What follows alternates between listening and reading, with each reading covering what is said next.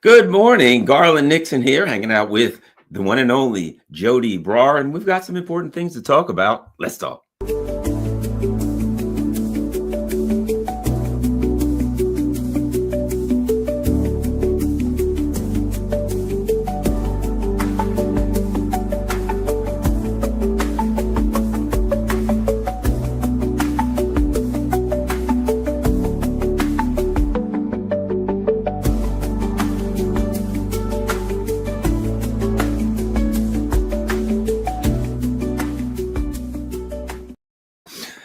I kind of feel like Joti Brar, like the old Zen saying about meditation. The old Zen saying about meditation is this: everyone should meditate at least 30 minutes per day, unless they don't have time. Then they should meditate for an hour. Everyone should listen to Joti Brar for an hour each week, unless they absolutely disagree with everything she says and they think it's all poppycock. And then they should listen to it for 2 hours a week. Joti Brar, how are you? And welcome back.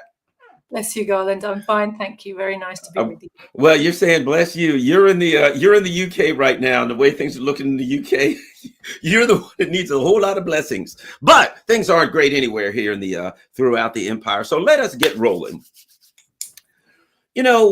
One of the things that I'd like to ask you about is this: there's any number of disagreements throughout the alternative media world, right? There are people that are like, oh, Trump's here to save us and he's going to make things better and he's going to change everything. There are people like, let's say a Brian Valetic that's like, bad news, bad news. It doesn't matter what he wants, whatever, it doesn't matter. You got a system and the system is doing what the system does, and Trump is part of the system any way you look at it. One last person I'll add. My sister. I have a sister. My sister she's a certified public accountant. She's a bean counter, right? And she's always says this, no matter what. She says, Garland, what? It's always about the money, right?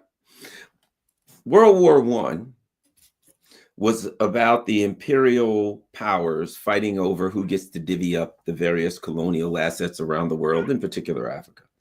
World War II, the colonial powers put together a Nazi fascist state to try to take Russia and divvy it up. Right now, there's a big military and all kinds of clash going on in Europe. And the same colonial powers seem to be doing the same thing. It seems to be the same thing over and over. The colonial powers, and it's always those three bastards: Europe, UK, France, and Germany. Every time there's a world war, they all show up and say, hey, we've got to take Africa, Russia, or they're fighting over who gets Africa, whatever the thing. So my point is, what do you think when you hear people say we've got a new president, prime minister, whatever the case may be, and this person's going to turn us in another direction and take us away from the move for war and stealing the assets of people around the world? Just a little question, Garland. I feel like in your question, you've kind of hinted at the answer quite strongly. There is a general understanding amongst the masses in the West that things are not okay, that the system is basically broken. It doesn't deliver for working people. They can see that it doesn't. They're angry, they're disaffected, but they're also disorganized and they're lacking ideological clarity. They don't really have the tools to interpret what they're seeing properly or know where it came from, what are the roots of the problem, and therefore what's the solution. So they tend towards the still popular prejudice that there's a way to fix the system and what you need, and they're encouraged to believe, and the whole of Western culture encourages this belief, that there's a saviour. If we get the right person in place, they'll save us, and the system will be transformed from one that screws us over to one that delivers for us. And somehow this transformation can be made. Now, a big part of why people have this delusion in the possibility of this transformation is because of something we've talked about many, many times, Garland, the post-World War II welfare settlement. Of course, in the USA, it happened kind of before and during World War II, because you weren't so intimately involved in World War II, and the US economy started to boom as a result of the war in Europe rather than afterwards. So this welfare settlement, it was a peace settlement. It was a buying off of the revolutionary anger of the masses who had suffered hugely during the Great Depression. All of the finance capitalist, monopolist, imperialist states, Germany, France, Italy, the USA, Britain, were all in a terrible economic crisis during the 1930s, started at the end of the 1920s, and continued right into the war. And the masses of the people suffered horrendously during that. And these are same masses who had also gone through the slaughter of World War I. So they had been suffering pretty much endlessly for a considerable period of time. Their sentiments were extremely revolutionary because they lived in a world where the Soviet Union existed and demonstrably showed the truth of Marxism, the truth of Leninism, the truth that there is an alternative to capitalism, that working class has a different future if it can organize itself to take it. So in that situation, the situation where the communist camp won World War II, liberated Eastern Europe, the communist camp grew massively as a result of that, the national liberation movement really took off around the globe. In that context, the peace settlement was made whereby the revolutionary strivings of the working class in the Western capitalist countries were bought off by the ruling classes, who said, we'll give you what you want, just don't make a revolution. And they got a kind of pale imitation of what they would have got if they'd made the revolution. But what turned out about that was it was temporary, as we are now seeing, because since the collapse of the Soviet Union, they've been hand over foot dismantling that at an accelerating speed, because we no longer live with the threat of the alternative. The working class has been thoroughly disorganized, not able to defend itself, and the economic system of global capitalism is once more in a massive crisis. So they need to try to pass the burden, the cost of that crisis, onto the poor and exploited in order to try to save themselves and their ability to make profits. So there's this kind of delusion that capitalism is capable of delivering for ordinary people. But of course, we've talked about this before, haven't we? This is a very narrow view of the system, because it can only be done, or it only has been done, in that very special period where the whole system was teetering on the verge of collapse. Only US imperialism was still strong out of all the imperialist powers at the end of World War II. The others were on their knees and on the verge of total overthrow and collapse, especially France, Germany, Italy. So the USA came in to save those states, lent them lots of money, helped them get back on their feet, but their ruling classes had to make this peace deal. So we now have this folk memory, not of the Great Depression period and of how bad things are for workers in the reality, not of the period of industrialization and the terrible conditions endured by, British, French, American, workers during that period of industrialization, that the horrific poverty, the child labor, the average age of like 30 of a working industrial proletarian, etc., etc. So we forget all of those things. And we have a folk memory now that says things used to be better. We used to have good things. We used to have healthcare. We used to have schools. We used to have homes that were guaranteed to us. We didn't have homelessness. We had guaranteed jobs with pensions and with social facilities and cultural facilities. And we had a bunch of things. We had access to legal aid and, access to the court system.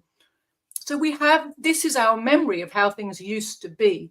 And without a leadership that can explain to us what were the strange and special conditions that gave us those things, and how it was they were able to be taken away again, why it was that they were only temporary, that continues to be a kind of superstition that the ruling class then plays on and says, yes, of course, this system cares about workers. It wants to deliver for workers. Things are a bit difficult now, but all you need is the right guy in charge and it will get back to being good.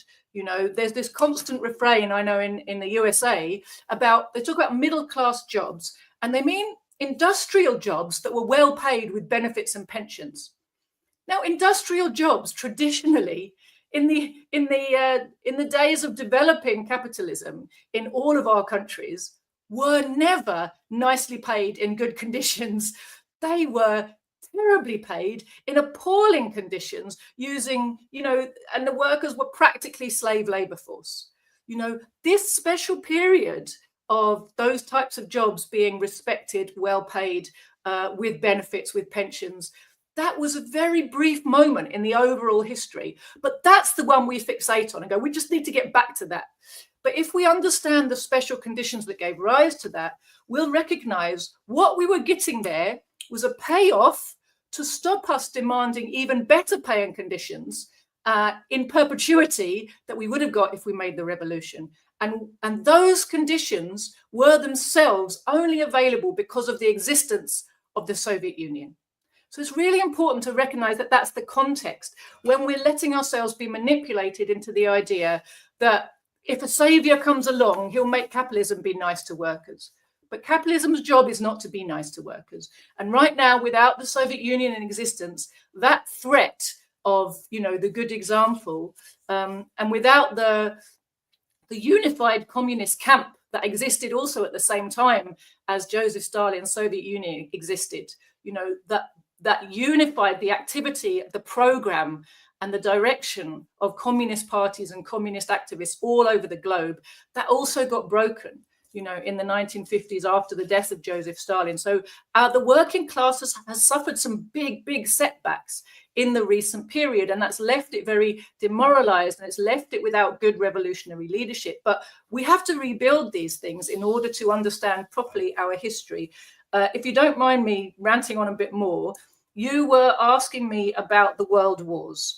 And I think it's really important to understand that while there's big similarities, there's also key differences. So you're absolutely right to pinpoint that World War I was a war between two groups of imperialist powers who were basically slugging it out or throwing their workers into the furnace to decide who would get to control which portions of the globe in order to dominate their markets and their raw materials and their workforces, right?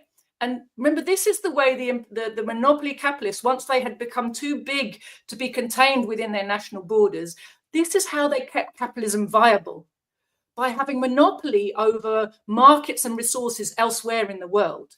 And so there was this, once the whole world had been divided up, once they'd finished the scramble for Africa, there was a constant competition between them because the newer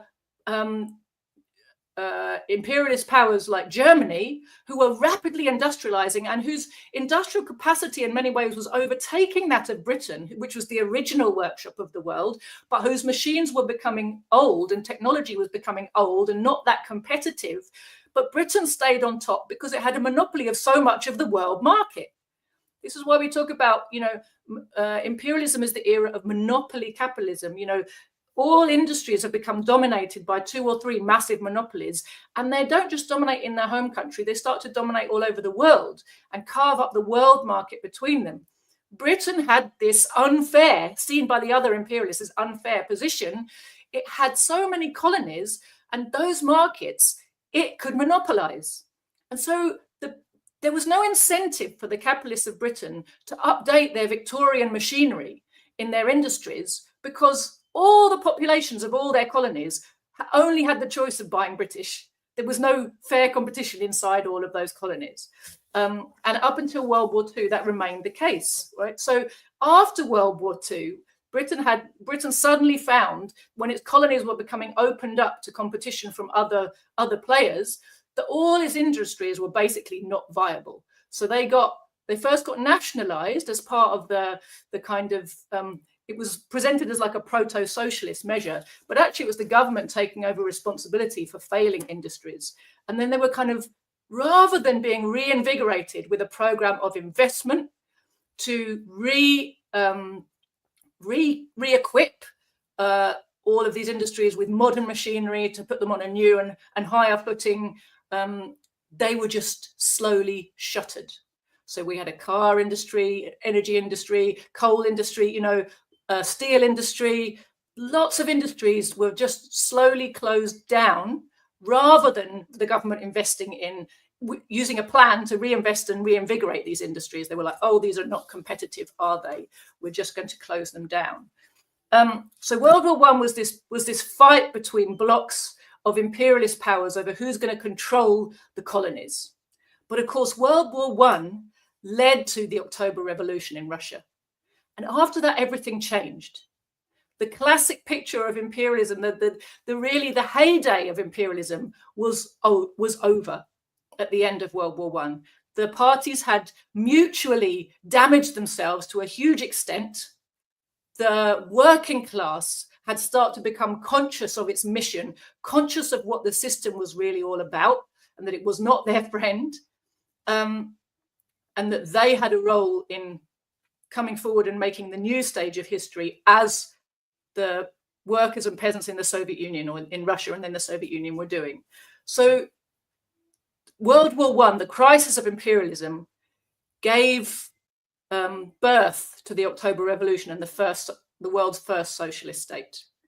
And then that state then was growing, exponentially growing according to its planned economy and all of the creative endeavors of all of its people developing during the 20s and 30s, when the rest of the world capitalist economy was in this massive downturn.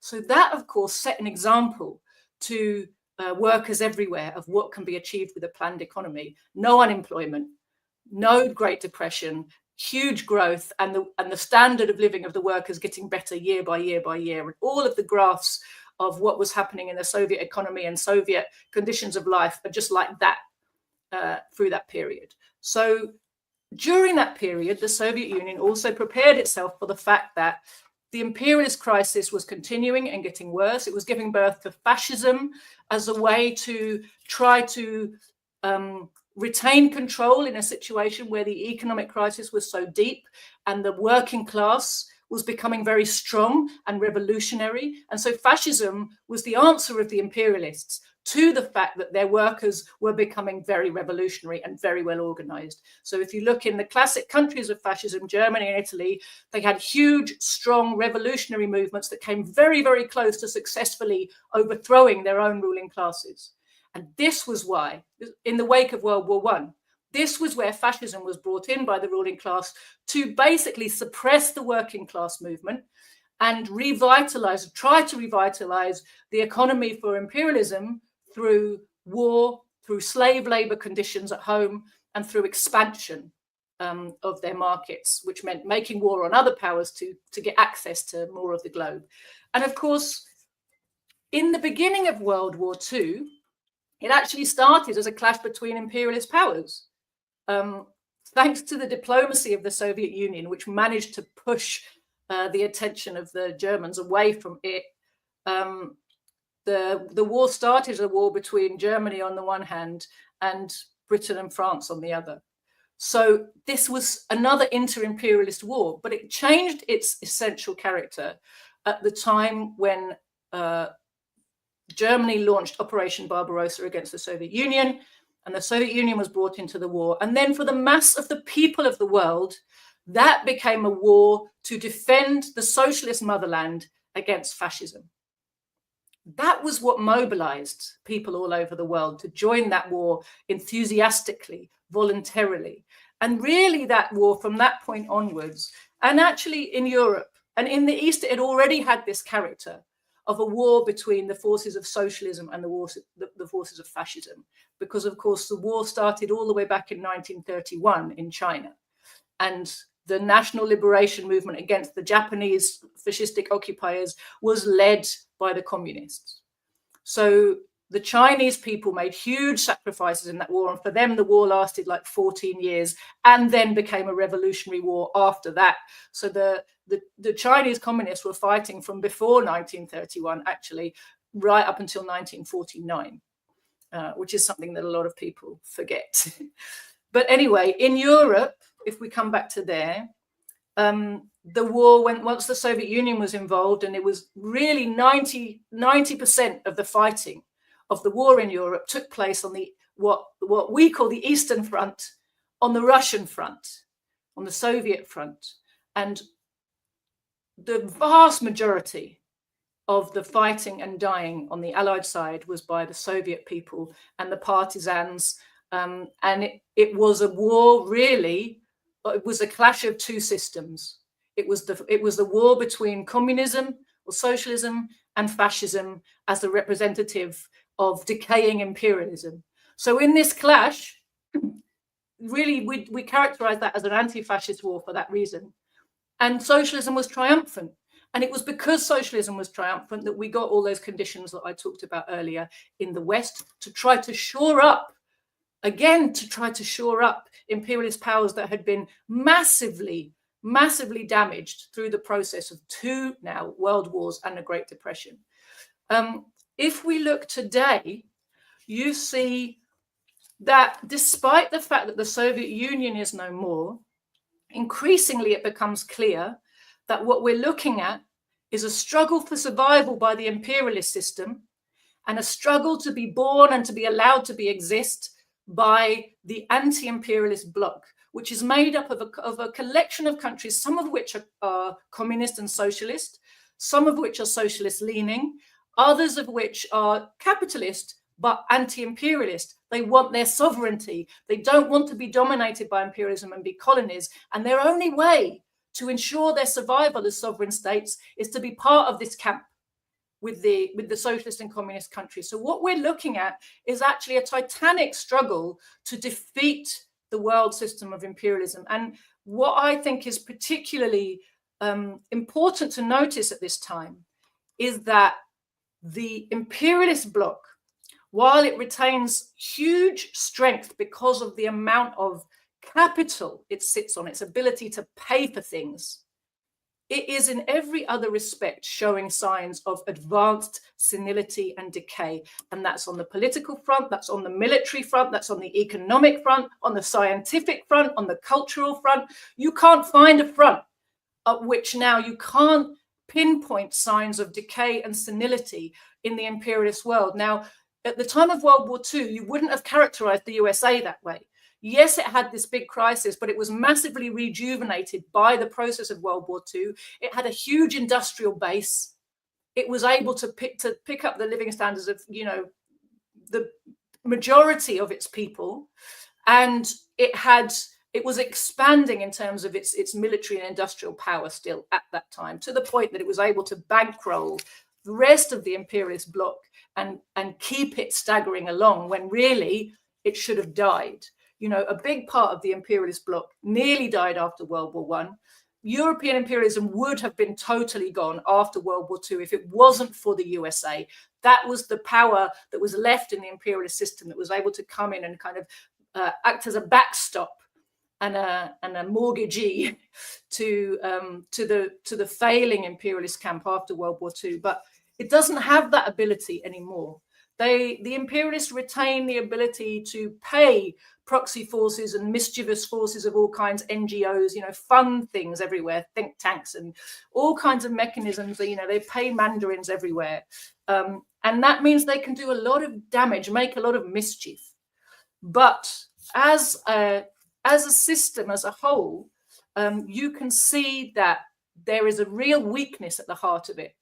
And that if the forces of anti-imperialism organize themselves properly, both within the imperialist countries and around the world, and work together, there's every opportunity in this coming period now to actually finish off this system for good.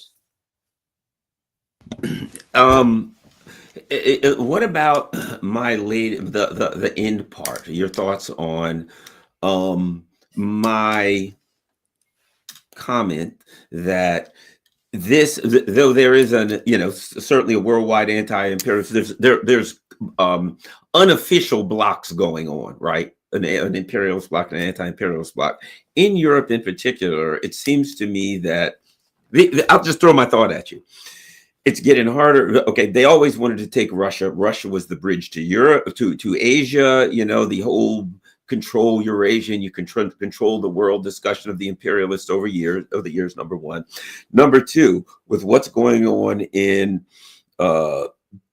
Africa, making it more and more difficult. They're losing Africa. They're losing their ability to, the Africans are fighting back, pushing back. It's getting more difficult to hold on to Africa, which is part of this also, I would argue, the anti-imperialist bloc, understanding the need to help and strengthen Africa.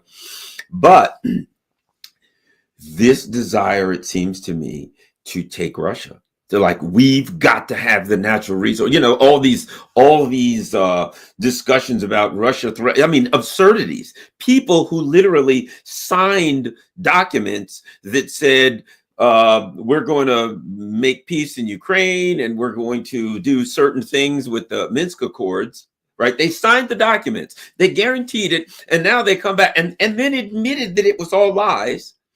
And now they come back, Macron and different people come back and say, yes, Russia did not adhere to the rules of the Minsk Accords. I mean, just like blatant outright lying. It seems to me, again, a big part of this is the desire, the need.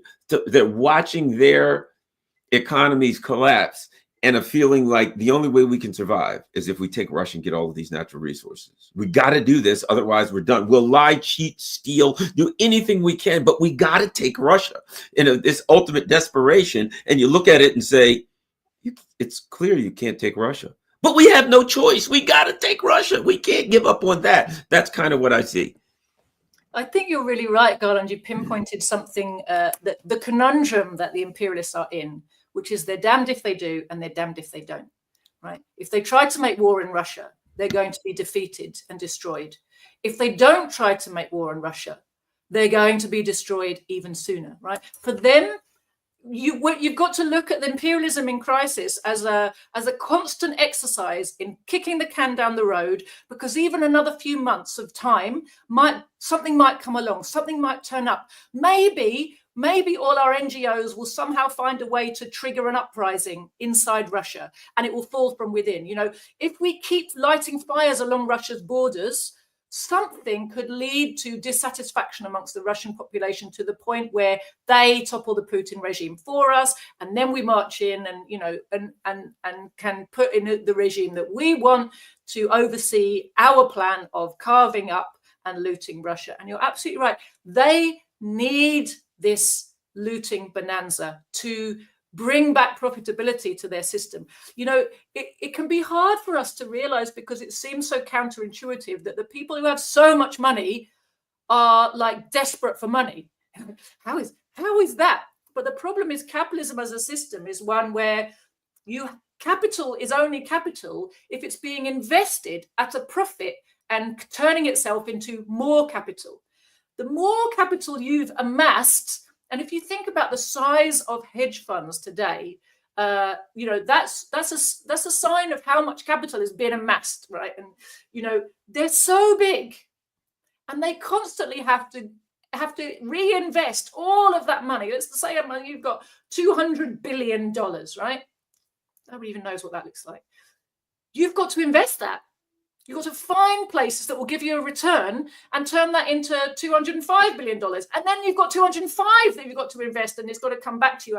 So the more desperate you become to keep bringing profits in with more and more capital, when you've impoverished the world's masses and you can't put that capital to use unless it will make you a profit, and there aren't places you can put it that will bring you back that profit, the more desperate you become for this looting bonanza. The whole system has these contradictions within it that it just simply cannot escape. And the logic is such that you're absolutely right. There's no crime that imperialism won't commit to get its hand on opportunities for making profits. And the bigger the profit that's in view, the bigger the crime that they will just look the other way at. And they basically become a system of organized crime, essentially, to keep their rule going, to keep their ability to loot going. You're 100% right that, the rest of the world is in a position now of having learned very painfully through cycle after cycle of attempting to treat them as if they can be as good as their word, to treat the Americans as if the president really is in charge, to treat the Americans as if the negotiators really mean what they say, and that if you sign a document with them, it's really going to be upheld. Again, a very short period where some agreements had to be upheld was really under pressure from the existence of the Soviet Union. When we had this, when the United Nations for a very short amount of time had a sort of a stalemate balance of forces, had to recognize the existence of another power, where the USA had to do its dirty deeds, and the British kind of behind closed doors and say something different in public than what they were doing in private. And if it came out in public what they were doing, it was a massive scandal. Now we've had so many of these scandals that, now you have a president in the USA who doesn't even bother pretending. So why are we pretend? He's sort of like, and it's kind of quite refreshing, isn't it? It's like, I don't really know why we bother pretending. Why do we even have to pretend? We're the biggest guy. We're going to do what we want. What are you going to do about it? Take it, mate. So, that's kind of refreshing, because that's the real attitude, actually, of the US ruling class. It's just not what you're supposed to present to the world, because the masses of the world, even though they don't necessarily know it objectively, they don't know it themselves, their objective consciousness is increasingly materialistic, as in, philosophically, they believe in, reality and science and progress. It's increasingly socialistic. They believe that things ought to be fair for people. They believe there didn't ought to be a class system. They believe that the wealth of the world ought to basically be shared amongst the people of the world. These are things. They believe that big nations shouldn't bully little nations. They believe that people should be allowed to, decide their own futures. These are all things that really have come to the masses of the people because of the October Revolution. And they've become so widespread. But because of this post-World War II situation we talked about, the West kind of wrapped itself up in these colours and this flag and pretended that these are Western liberal values, when in fact they're nothing of the kind. These are popular socialist values. The people of the world basically have a socialist consciousness already, even before we live in socialism. They have this sense that that's kind of how the world ought to be. They just don't have a kind of scientific understanding of where that comes from and why the present system can't deliver it and all the rest of it. So the people of the leaders of countries around the world that are not imperialist have had to learn very, very painfully that you can't negotiate with these imperialists, that the Americans are just as bad as the British and the French. There was a period after World War II where the Americans said to all of the decolonizing countries, we're not like those awful imperialists. We had to get rid of the British too. We're like you. We just want the world to be fair and free and democratic. We'll be your friend in this new world. And it took a while for the peoples around the world to learn the very hard lesson that, in fact, the USA was the new top dog imperialist, and they behaved exactly the same as the British imperialists that everybody had learned to hate. That you can't negotiate with them, you can't trust them, that they don't have permanent friends, they only have permanent interests, as Lord Palmerston said all the way back in 1830 something or whenever it was, and that the essence of the US state and the US economy is thoroughly imperialist, and there's no way of peacefully coexisting with this state. It has to be worked around, and you can't take it at its word. And we come back to something that you said earlier about the leader of the system, and I think it's really important to recognize something that a lot of the Trump fanboys just don't want to let themselves see, which is they themselves were pointing out how Biden was blatantly not in charge. And now we're getting even more details of the fact that Biden was never, throughout his presidency or even before, compos mentis enough to be remotely in charge of anything. He was put there as a figurehead because he and the people around him were manipulable to the ends of the faction of the ruling class that wanted a certain program implemented. And he was their figurehead for doing that. But they taught us a really important lesson, which some of us understood because we've read Lenin's State and Revolution, and others of us are a bit slow at learning. But they helped us to see the absolute truth of the fact that it's not the occupant of the White House or 10 Downing Street or the Élysée Palace who is running the show. That person is a figurehead for a class. And that class has a very secure grip on power, but it doesn't put itself in the headlight, in the spotlight. It makes sure that, its narratives are in the media. It makes sure that the decisions it wants taken are taken, by Parliament, by the civil service, by the executive in the cabinet office, wherever. But it's issuing instructions from behind the scenes. It's not in front of us.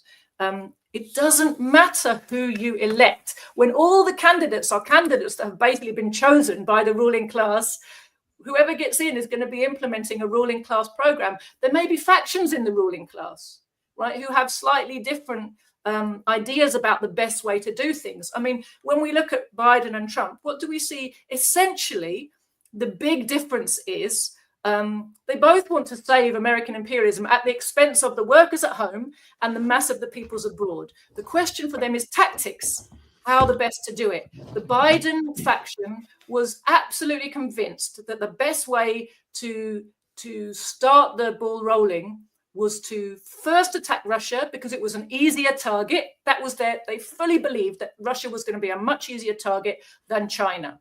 China's the long-term objective of US imperialism. They thought Russia would be an easier target and a stepping stone that would help them weaken China before then trying to take on China. They failed in that. Having failed, they're kind of all over the place.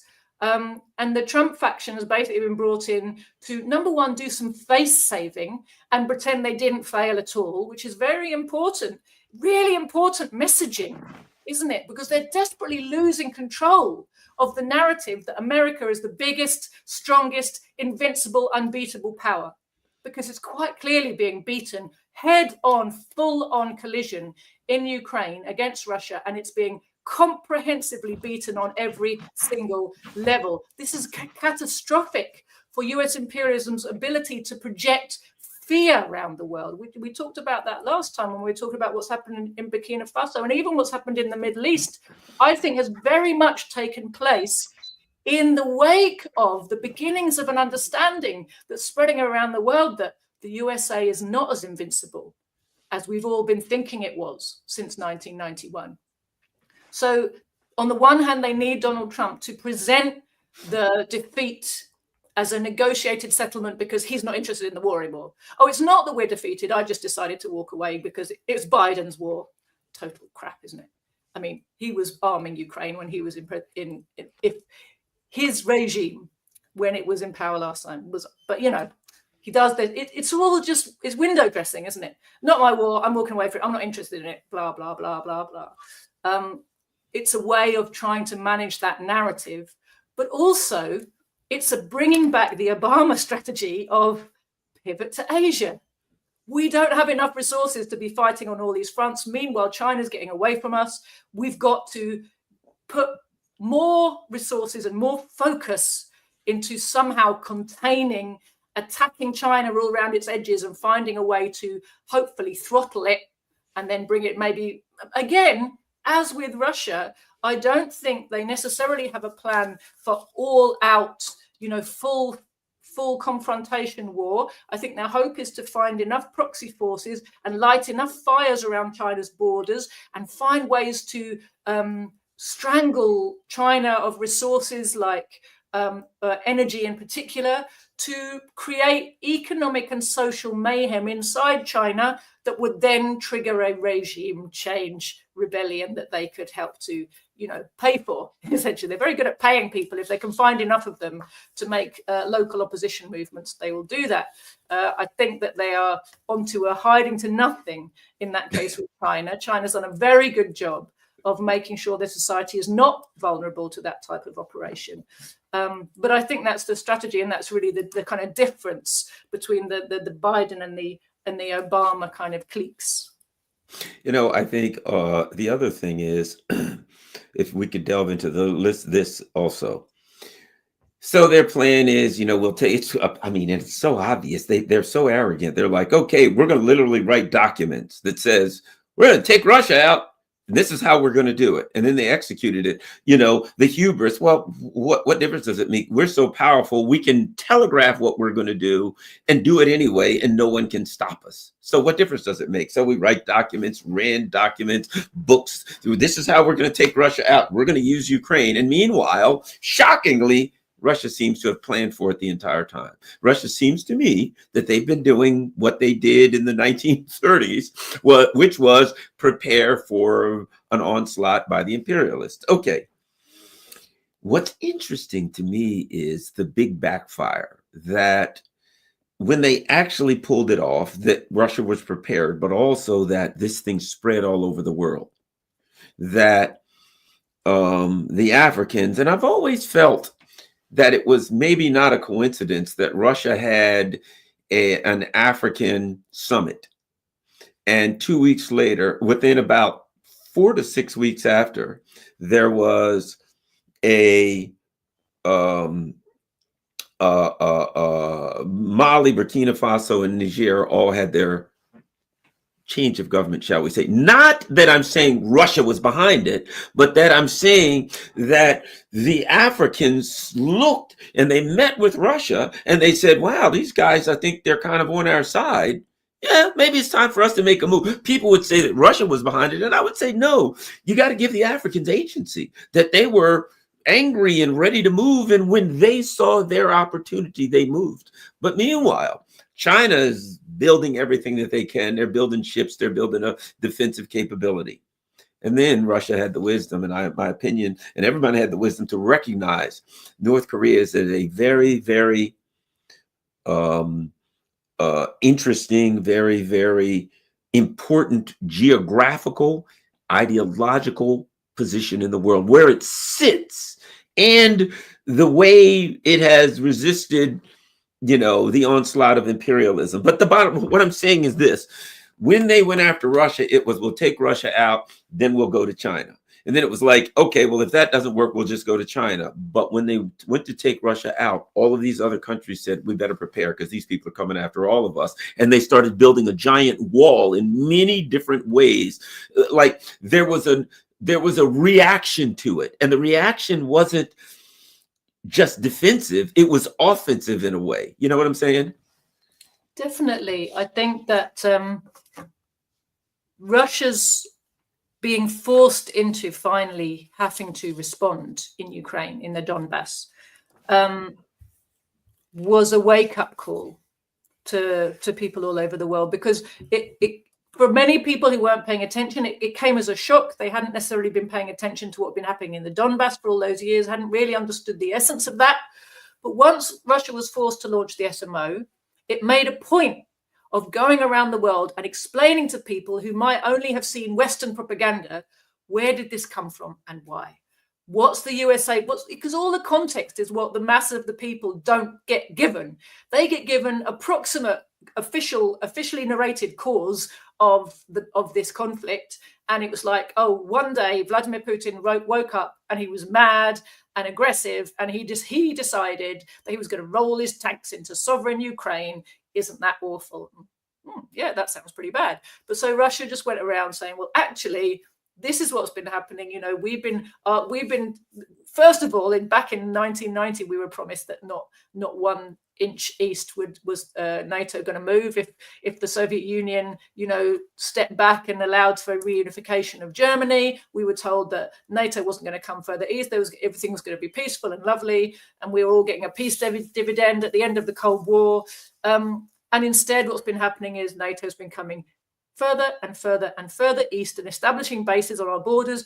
And there's only one target of all of this. And that's perfectly clear to everybody. You don't have to look at the map. The only purpose of all of this eastern expansion of NATO has been to surround, threaten, and ultimately destroy Russian sovereignty. That's the whole function of this move to the east of NATO. So that was clear, that context. President Putin and his government can point to all the times through the decades when they have tried to draw attention to this and say, We are not going to be able to keep putting up with this. We need to have a security agreement, a framework in Europe that everybody signs up to stop the threat of war, all-out war between us. Keep going, tear up all of the pre-existing treaties, keep going. I mean, it was Trump, wasn't it, who says it's not his war, but tore up the treaty on intercontinental or medium-range ballistic missiles, or whatever it was, the one that, you know, stopped them having certain types of missiles in Europe. That was Trump tore that treaty up. And he was doing it because he was thinking about China, but he was also at the same time fueling the prospects for war in Europe when he was doing that. So you have this steady, aggressive push towards the East. Essentially, the aggression towards Russia really began in earnest when President Putin took office all the way back in 1999, I think it was. And why? Because the government of President Putin said, Russia will not be your colony. We're happy to be your partner. We will work with you and trade with you in the international sphere on terms of mutual respect and sovereignty. And the imperialists said, who the hell do you think you are? You haven't got the memo, mate, right? Russia is now, we won the Cold War. That's their narrative. We won the Cold War. You are now our slaves. We will take your stuff. You are going to be our oil station with a flag. Put up with it, or we'll get rid of you. And really, from that time onwards, there's been this growing animosity between the West and Russia constantly trying to, you know, kind of in the most measured and reasonable way, trying to come to terms with the West, but always the terms were, but we want to keep our sovereignty, our independence, and our right to run our country the way we see fit and to dispose of our resources the way that we see fit. You can buy them from us at good terms on the world market, but you don't get to own them and loot them like they're yours. The West was not up for that. And increasingly, the Russian ruling class realized that in the end, there's going to be no other way out of this than to be ready to defend themselves. So you're absolutely right. You know, when the Ukraine war was really launched in earnest, and they've been preparing it actually since the 1990s, but it was launched in earnest at the time of the Euromaidan coup in 2014. And let's not forget, this was the second West-backed coup in Ukraine. So there's one in 2004 that they called the Orange Revolution, and there was one in 2014 that they called the Euromaidan. And from the time of Euromaidan, Ukraine became a completely NATO and CIA proxy state, right on Russia's borders. And they began instantly transforming Ukraine's military into a NATO army. There's only one reason for doing all these things, right? So they wanted to grab Crimea as Russia's naval port in the Black Sea, but the Crimeans were not going to let that happen. They just held a referendum. 95% or something ridiculous said, no thanks, we're going back to Russia. And because of the presence of Russian troops there was nothing Ukraine could, or the West could do about it. So it just rejoined Russia. It was totally peaceful. In fact, it happened very quickly, and the imperialists were really gnashing their teeth. And that's when they implemented a whole load of sanctions against Russia. But in fact, they did the Russians a favor, because by implementing those sanctions at that time, they signaled to the Russians, what are the things we need to do to make ourselves resilient to these constant attacks by the West? And you'll see, as well as, so they started to do things like reinvesting in domestic agriculture, which of course in the Soviet period had been brilliant, and they'd been a net exporter of many agricultural products, including wheat. But after the fall of the Soviet Union, their sector was really exposed to the world market and torn up and asset stripped, and kind of a lot of it was closed down, so that Russian people and Soviet people had to buy products of Western food companies instead of growing their own food. But at the time of these sanctions, suddenly you realize when you're targeted by imperialist sanctions that what they want is that you're dependent on the world market for things, and then they can strangle your people. So actually, the sanctions of 2014 gave good notice to the government of the areas where they're weak. we need better domestic food production. They started to invest once again in the dairy industry and the wheat industry. They started to, have a bit of a plan about their agricultural production to say, well, we need actually to be self-sufficient in food. We know we can be because we were for 7 decades. So clearly we need to be again if we just want to protect our sovereignty. And that's all they're trying to do. They're trying to protect their sovereignty. Russia doesn't need to expand. Russia is enormous.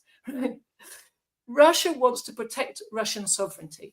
So the 2014 sanctions showed them that they had weaknesses they needed to address. And what's really interesting, I think, is during this period, and then in particular during the period of the SMO, on the one hand, you saw because of the sanctions, they responded during that 10-year or 8-year period of kind of lead up to the launch of the SMO.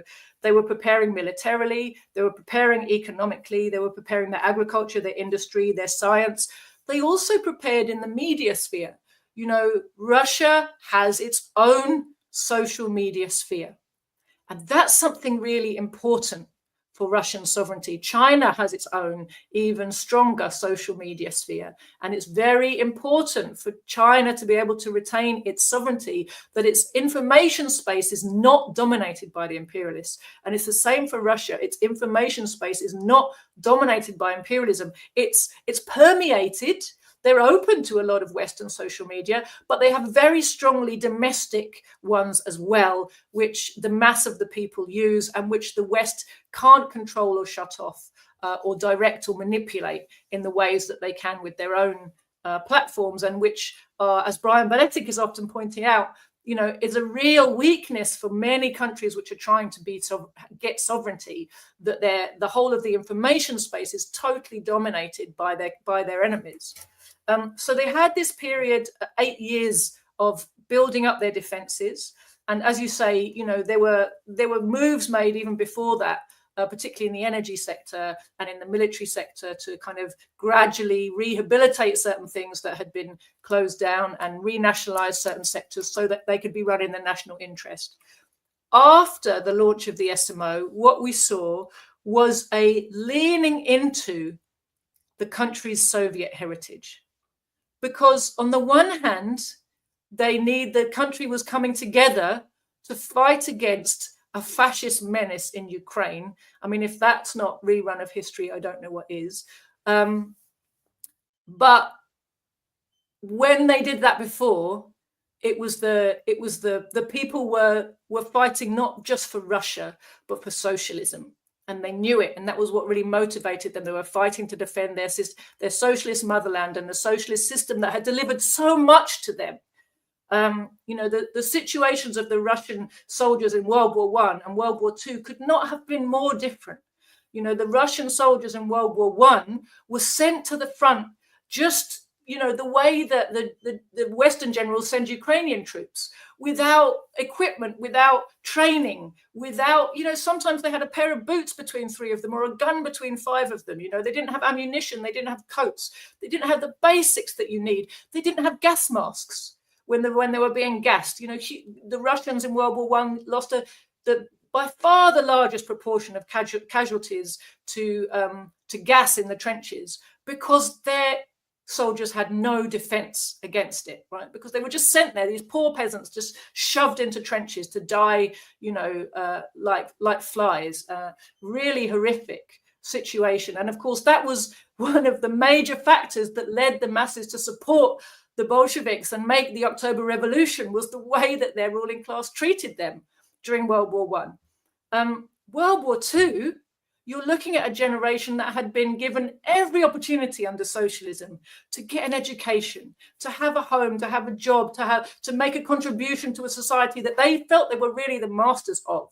And this was what gave the war spirit to the Soviet people in World War II. They sacrificed so much. 27 million Soviet people died. More than half of those, of course, were civilians. Huge numbers of partisan fighters, so many heroic stories of really young people, young Communist Party members, 14, 15, 16, sacrificing themselves heroically against the Nazis in occupied parts of Eastern Europe and the Soviet Union, because they were fired by this spirit of the defense of the socialist motherland, the defense of the socialist system that delivered to them and was run by them and for them. You know, they were the masters of that world and they felt it. And so they fought for it in that way. This Soviet heritage and this wartime spirit, the spirit from the Great Patriotic War, is not a just ordinary type of nationalism. It's something that the Soviet people still remember to this day and still look back on as something extremely special and important in their history. Everybody's family was affected and afflicted. Everybody lost, you know, multiple relations in that war, and families were really scarred by it, but also are very proud of the service they gave to defend the Soviet Union during that period. So the Russian ruling class has really needed to lean into that heritage to mobilize the masses in support of its war. And in the Donbass, of course, the resistance to the fascist coup regime in Kiev has been led by communists.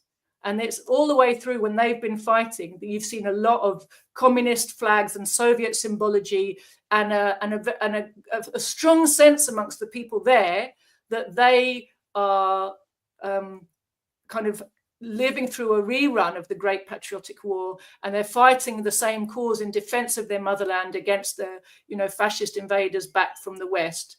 So as well as inside the country needing to lean into that Soviet heritage, the Russians have really found that by leaning into their Soviet traditions of international relations, they've been able to massively shore up support for them on the international stage. And this is why you see the Western politicians and media kind of gnashing their teeth and complaining that somehow or other the West is losing the PR war around Ukraine. They can't understand why that is. And the real reason is that the Russians have got a very good case to make about the context and the reasons for the war. And they have the whole of their Soviet heritage to lean into when they're relating to every other country around the world and offering to have good relations with them on the basis of fraternal solidarity, mutual assistance, help that's given in a comradely and a fraternal way rather than in a kind of predatory way, right? And they very much have been resuscitating the memory and the traditions of Soviet fraternal foreign policy with oppressed peoples all over the world. And this has not only brought them support for what they're doing, but as you say, it's reinvigorated the confidence and sense of agency and ability of many other countries around the world. So on the one hand, they're able to get mutual support from the Russians in their fight against imperialism. The Russians now are in a full-on confrontation with imperialism. They're not any longer sitting on the side saying, look, we won't bother you if you don't bother us. For a long time, they sat on the sides of lots of places where the imperialists were intervening and causing trouble, just not wanting to end up themselves in the crosshairs. But now they're right at the heart of the crosshair. They're being, you know, they're experiencing a full frontal attack by the whole of NATO. So they've got nothing to lose by going in and helping other countries that are also targeted. In fact, they now have everything to gain, because the bigger they can make the camp of anti-imperialism, the more defense in depth they have, you know, themselves. And every anti-imperialist country is now realizing the same thing from different directions, that the more they stand together, the harder it is for the imperialists to take any one of them down. And, you know, I think I talked to you about this last time I was with you, that one of the lessons of Syria was that, you know, an anti-imperialist country simply cannot afford to let itself become isolated and be able to be picked off. It's got to go all in on enmeshing itself with the anti-imperialist bloc. The more of those relationships it has, the more support it's able to pull for, not just from Russia militarily, but from China economically and developmentally, from Iran, you know, and it must recognize who is in the anti-imperialist bloc and who isn't, and not take the false promises of countries that act as stooges for imperialism in a bid to try to pull you away from the anti-imperialist camp, which I think is something that happened to people high up positions within the Syrian government, allowed themselves to basically be kind of bought off and bribed by financiers based out of Qatar or Saudi or Emirates or wherever, who basically all act as mouthpieces for imperialism, making lots of promises and, offering them good money for this, that, and the other, as long as they just kept their distance from Russia and China and Iran. And of course, there's no way to sovereignty and independence for a country taking that line. But what we are seeing with the anti-imperialist camp today is, well, it doesn't all the members don't exactly identify themselves as we are part of the anti-imperialist camp. Objectively, if you look at it, the essence is that, and the bonds are getting stronger and stronger, and the stronger those bonds get, and the more that imperialism shows its weakness in not being able to defeat Russia and Ukraine, more than that, not being able even to crush resistance in Gaza, no matter how many civilians it kills. The resistance in Gaza remains. The resistance in Yemen has beaten, the US Army and Navy, Air Force and Navy out of the Red Sea. The Iranians have stood firm and showed that, it's the US that's blinking actually and is scared to attack Iran, because it knows if it actually did carry out its threats to launch an all-out offensive against Iran, it's going to be the one that suffers the most. So all of these things are adding up to a situation in which anti-imperialist countries and governments start to feel that they don't have to cower in the way that they felt that they needed to in the 1990s. And you're seeing that especially right now across the Sahel. I think the Sahel revolutionary wave is very much a product of the SMO and the beginnings of the defeat of the NATO bloc in Ukraine. Yeah, I agree with you. I believe that the beginnings in Africa is independence and sovereignty, which will lead to kicking the U.S. bases out. There's only one place it can lead. Independence and sovereignty can lead one place, and that is these bases have to go. And it's just that the leaders and the people in the growing revolutionary regions don't have their footing yet. You know what I mean? We've got the reins of power somewhat, but we know that the imperialists are going to come and try to unseat us, and they're setting themselves up for that. We've got Russians showing up, North Koreans showing up. If we can get set up and then hold their footing when they do the what do they call it in the NBA? There's always going to be the fourth quarter run. When the team that's down always tries to come back just before the end of the game. We know they're going to try something, but if they're able to hold on for a period of time, at some point when they get solid, it's coming. They're going to say to the United States, your bases have to go, and if they don't go, it's going to be a bad situation for them. And I think they know. That's my projection. It's the only way that they know, and I think the imperialists know that's coming too. So I certainly feel that you're absolutely right. There's only one direction that a movement for independence and sovereignty can go when it comes to all these bases. The bases have to go. There's no way for Africa to develop its sovereignty, its independence, its ability to develop. Right? Africa is so underdeveloped. It's kept backward on purpose so that its riches can be looted and its people kept in subjection. The people clearly are not happy all across Africa. In every country, if you look at the individual history of any country in Africa, you see the same history of constant waves of struggle coming up, being pushed down by the imperialists, coming up again, being pushed down. But ultimately, you can't stop the people from reorganizing themselves and coming back. And each time they come back, imperialism's in a worse position to try to suppress them. That's exactly what we saw in the case of Niger and Mali and Burkina Faso. Constant waves of risings had been effectively suppressed for a while, but they had come back. And this time around, because of the SMO, because of the way that so many of their resources are being used elsewhere, their plan to send an ECOWAS force in and just knock it down came to nothing. They weren't able to do it. And in fact, when they tried to put Nigeria in charge of that, because they suddenly realized the French actually can't do it and the Americans can't do it. So who's going to do it? Okay, Nigeria, you do it. And Nigerians said, all right, Massa. And the people of Nigeria went, no, you bloody well don't. And then the Nigerians had to go, oh, sorry, apparently we're not going to do that. You know, so even when the governments in Africa are willing to cooperate, which many of them are stooge governments, a huge number of them, in fact, are stooge governments for the West, but they're unpopular. And these unpopular governments rely on Western backing to keep them in power. So what the masses are finding across Africa and right now is, if they get themselves together and start to push back against their governments, the power that traditionally backs them up and keeps them in place and enables them to tyrannize is weakening.